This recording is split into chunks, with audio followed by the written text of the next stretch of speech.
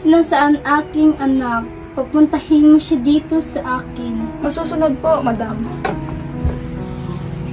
Nasaan na ba yung batang iyon? Juliet? Juliet? Juliet? Bakit po? Sinong tumatawag? Tinatawag ka ng iyong ina, Juliet. Sige po. Arito na po ako, ina. Ano po yung nais? Ang lalaking si Paris ay hinihingi niya ang iyong kamay. Sinong lalaki, Ginang? Ito ba ay isang lalaking walang katulad sa Verona?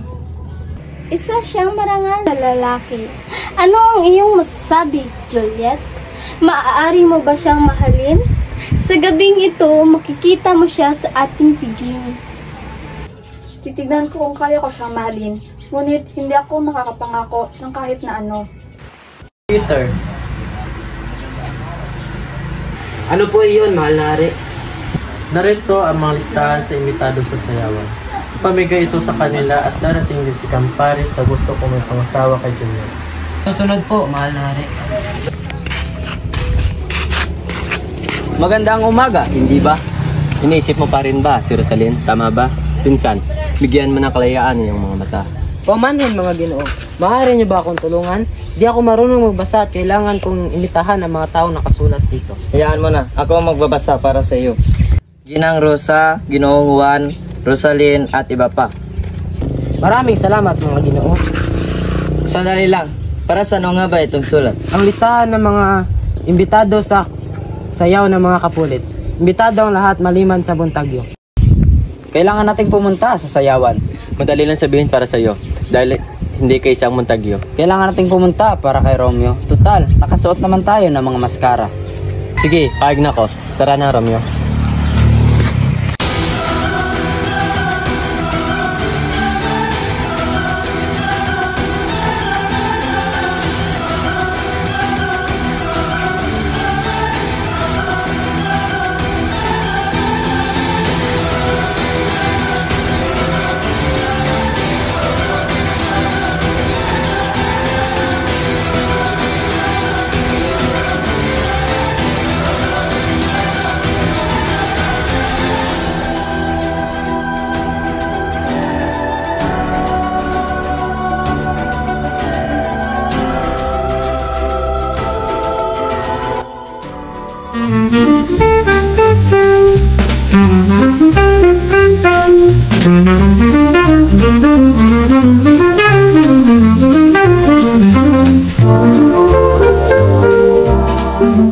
Kailangan pa ba natin humingi ng pentulot bago pumasok? Di uso yan. Sasayaw na tayo at umalis. Maligayang pagdating mga binibini at ginoo ng Verona. Simulan na natin ang sayawan. Paris, nais ko sa iyo ipakilala ang aking anak na si Juliet. O ang pinakamagandang dilag sa Verona, maaari ba kitang isayaw?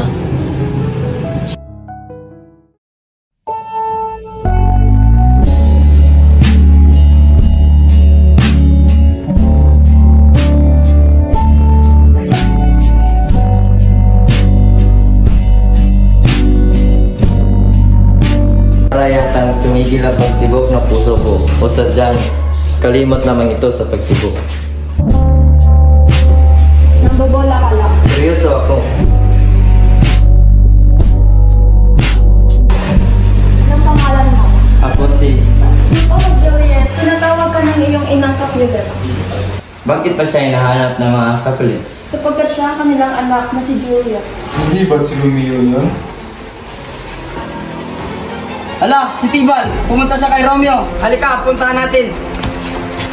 Bakit mo tinanggalang yung maskara? Nasa panganib na tayo! Bakit? Huwag ka na magsalita! Tara na! Nurse, kilala mo ba ang lalaki yun? Sinabi sa akin ni Tebong na ang walang galang na lalaki na iyon ay si Romeo, isang Montagyo. Hindi! Ang tayo kong mahal ay sa palang kaaway.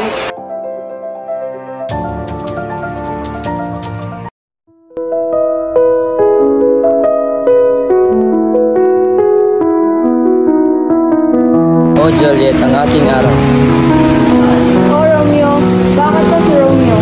Tagpin mo ang iyong ngalan. Kung hindi, pangako mong mahal mo ako at hindi na ako magiging isang kapulit. Ikaw ay aking kaaway. Ang iyong pangalan ay hindi importante. Ang pangalan ay walang kahulugan. Kung hindi ikaw ko alam kung paano sasabihin ang aking pangalan. Kaya na may isang Montague ang iyong kawan. Paano ka nakarating dito? Mapanganib dito para sa iyo. Lumipad ako sa mga pader dahil sa pag-ibig. Hindi ako natatakot sa iyong mga mag-anak.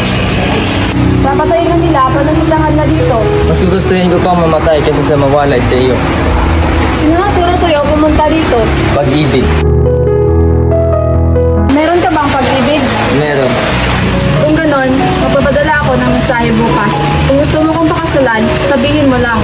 Ginang! Kaya tawag na ako, paalam.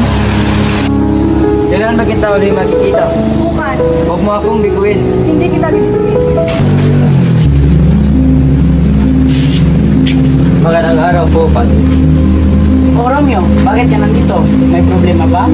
Kagabi ay nagkipag-usap kami ni Juliet. Kami ay nagmamahalan. Gusto ko magpakasal ngayon. Ano? Gusto mo pakasalan nag-iisang anak ni Lord Capulet? Oo, tama po. Baliw sa pag-ibig, ngunit ikakasal ko kayong dalawa. Baka ito ang daan para maging mapayapa ang iyong mga pamilya.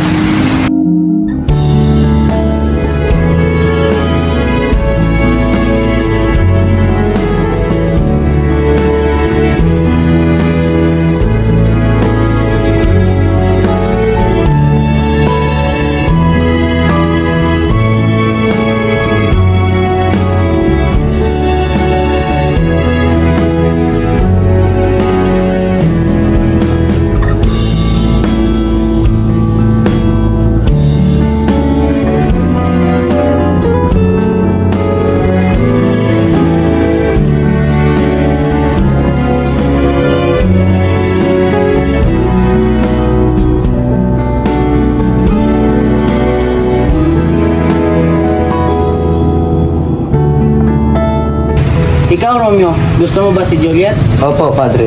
Ikaw, Juliet, gusto mo ba si Romeo? Opo, Padre.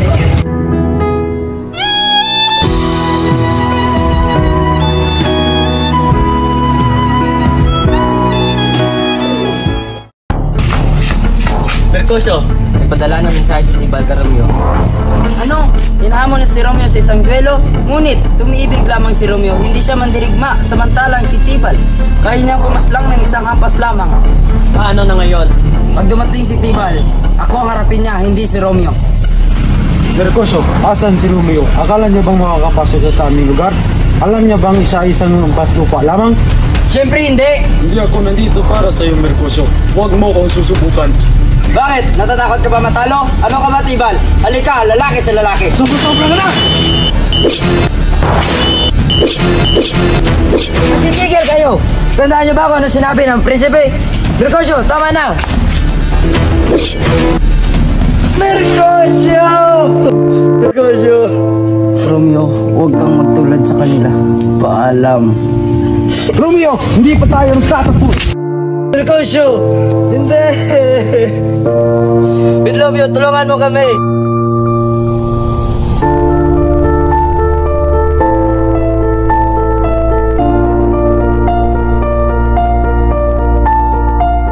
Romeo, huwag kang gumawa ng kangalan. Tibal! Wala kang iyak!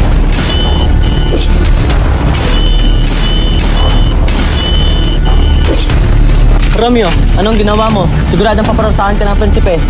Ano ba itong nagawa ko? Prinsipe, para saan si Romeo? Para saan ang pumatay sa aking pamangkin? Anong kaguluhan ito? Sino nagpasimuno ng awa na ito? Sa Verona? Sa aking bayan? Palagi may gulo. Mahal na prinsipe, maaari ko bang ipahayag ang masamang away nito?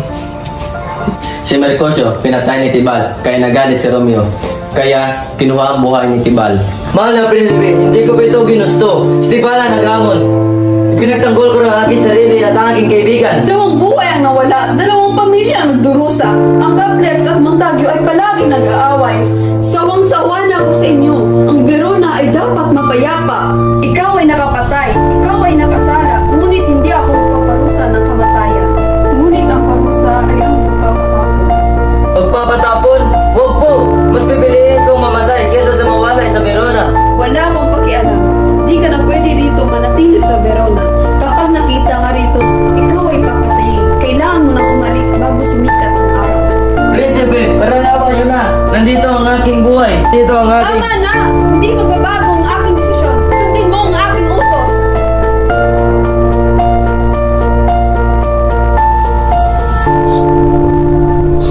Romeo, kailangan mo nang umalis. Wala ka na ibang pagpipilian. Magpakatatag ka. Kailangan mo mag-isip ng paraan. Kaya kita tulungan.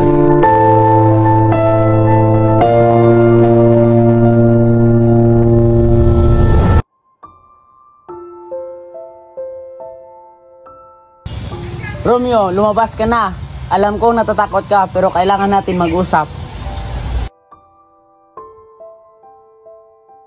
Padre, ano po yung gagawin ko? Padre, pagpapatapon ng parusang inato na sa akin, mas mabuti pang mamatay na lamang ako. Huwag kang magsalita ng ganyan. Hindi ka pwede magpakamatay. Makinig ka. Pumunta ka sa Montoa. At doon ka muna magtago. Maghihintay tayo ng tamang pagkakataon para maibalik ka dito. Padre, Romeo, si Juliet ay umiiyak daig pa ang namatayan. Hindi! Ano ang nangyari kay Juliet? Uminahon ka. Wala nangyari kay Juliet. Nagdadalamhati lamang sa pagkawala mo. Pumunta ka sa Montoa at maghihintay tayo ng magandang balita.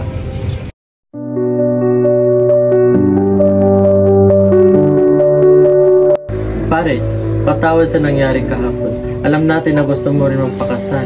Kaya napagdesisyonan ko na ipakasal kayo ni Juliet ngayong Webes. Ginoo, labis ako nagpapasalamat. Mahal!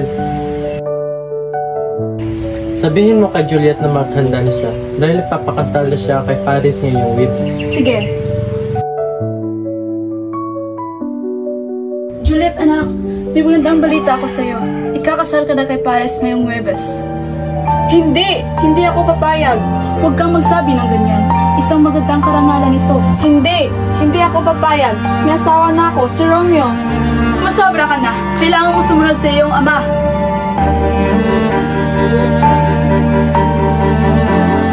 Anong gagawin ko? Mas mabuti pang pakasalan mo si Paris. Wala na si Romeo. At ikaw rin? Sige, pupunta ako kay Padre Lawrence. Hihingi ako ng tulong. Kung hindi, mas mabuti ba mamatay lang ako?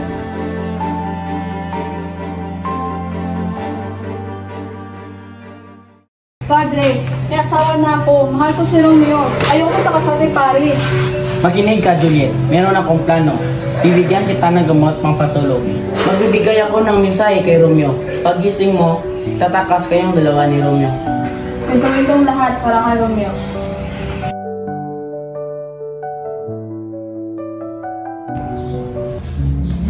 Bilisan mo, kailangan natin maganda sa kasal ni Paris at ni Juliet. Masusunod po. Ama, patawad mo sa aking mga kasalanan. Susunod na po ako sa inyo. Yan ang gusto ko marinig.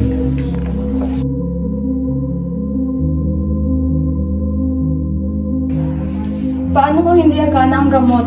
Paano ko hindi mabalik si Romeo?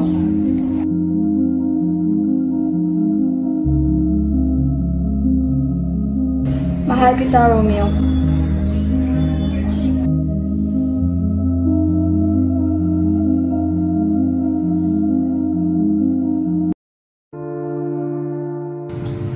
Ina! Si Juliet! Hindi na gumigising. Ang kanyang puso ay hindi na tumitibok. Ano? Si Juliet patay na? Opo, siya ay patay na.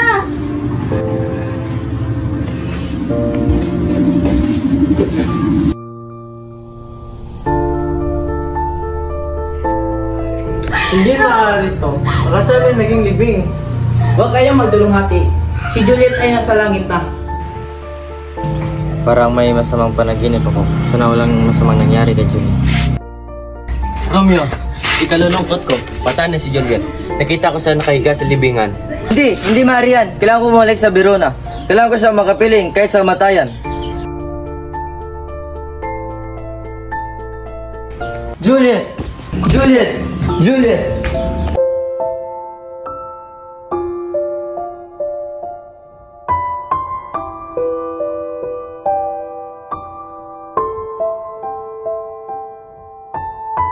Mahal kita hanggang sa matayan.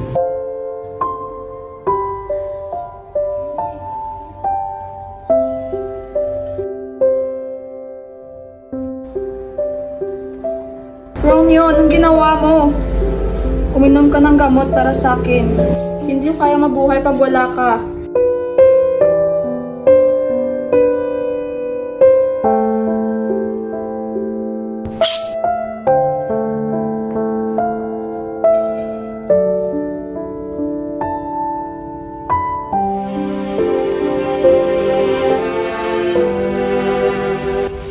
Ano nangyari dito? Sasabihin ko ng katotohanan.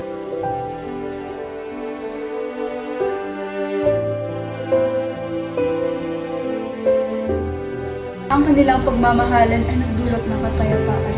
Magkakasundo na kami ng mga Montagyo. Tama. Ipagtatayo natin sila ng statwa. Romeo, Juliet, ang pag-ibig nila ay nagdulot ng kapayapaan. Ngunit sila ang halaga.